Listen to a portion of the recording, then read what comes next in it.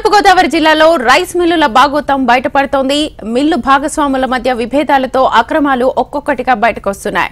తాజాగా గోపాలపురం మండలం మెట్ట దగ్గర మాతంగమ్మ రైస్ మిల్లులో అక్రమంగా 40 బస్తాలు పీడీఎస్ రైస్ నిల్వలు ఉన్నట్లుగా అధికారులు గుర్తించారు. రైస్ మిల్లులోనే లోడ్తో ఉన్న ఓ లారీలో కూడా పీడీఎస్ రైస్ ను గుర్తించారు.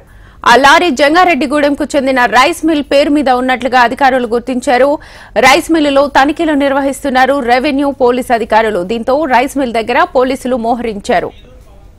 ఇదే అంశానికి సంబంధించి ఫుల్ డీటెయిల్స్ ఏలూరు నుంచి మా ప్రతినిధి పవన్ అందిస్తారు. పవన్.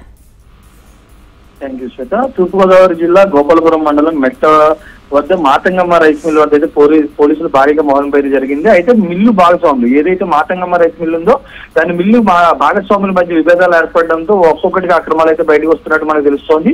అయితే అందులో ఒక భాగస్వామిని వారు అందరూ కూడా బయటకు పంపడంతో అతను ఫిర్యాదు చేయడంతో తనిఖీలు చేపట్టారని చెప్పి అక్కడ వారైతే అందరూ అనుకుంటున్నారు. అయితే అధికారులు వచ్చి తనిఖీలు చేపట్టేప్పటికీ ప్రస్తుతం అక్కడ 40 బస్తాలు పీడీఎస్ రైస్ అయితే అక్రమంగా నిల్వ ఉంచినట్టు తెలుస్తోంది. మరో పక్క చూసుకుంటే ఒక లారీ కూడా ఏదైతే రైస్ మిల్ ఉందో రైస్ మిల్ ప్రాంగణంలో ఒక లారీ కూడా జంగారెడ్డిగూడానికి చెందిన విష్ణుప్రియ రైస్ మిల్ పేరు మీద అయితే దాని మీద బిల్లులు ఉన్నాయి. ఆ రైస్ బిల్లు దాంట్లో కూడా పీడీఎస్ రైస్ ఉన్నట్టయితే అధికారులు గుర్తించారు శ్వేత.